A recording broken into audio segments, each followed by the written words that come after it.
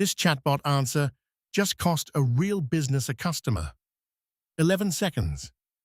That's how long it took for AI to make them look fake.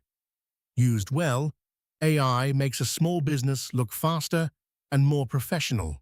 Used badly, it makes you look careless, robotic, or impossible to reach. Today, we're auditing BrightHome Cleaning, a local home cleaning business, and fixing the 5 AI mistakes that quietly drive customers away before they cost you another one. Here's the setup. BrightHome Cleaning uses AI in 4 places: social posts, chatbot replies, email follow-ups, and basic customer service. Sounds smart, but every single AI touchpoint needs one thing: trust. The moment a customer feels like nobody is really listening, the tool stops helping and starts hurting. Mistake number 1, posting raw AI copy. Customers can feel generic content. We provide high-quality cleaning services sounds like every other business on the internet. The fix is context. Tell the AI your city, your customer, your service, your tone, and one specific detail. Watch the difference. Same tool, same post, but now it mentions first-time deep cleans, busy homeowners, and sounds like an actual human wrote it. Mistake number 2, weak prompts. Type, write a post, and you get a bland post. Garbage in, garbage out. Instead, give it the full formula: role, business, audience, task, format, and tone. 6 pieces.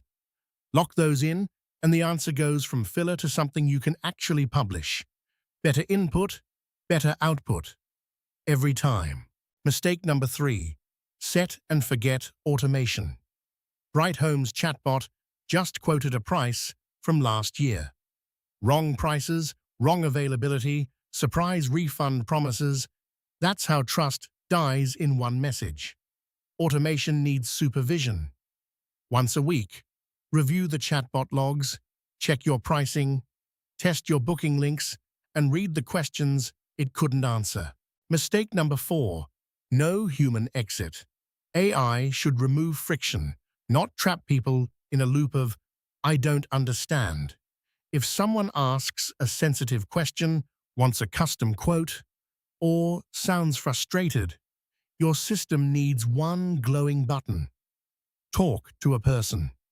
The handoff is the trust saver. Mistake number 5, chasing too many tools. You do not need 10 subscriptions to look modern. Start with a small stack. One AI assistant, ChatGPT or Claude. One design tool, Canva. One automation tool, Zapier or Make.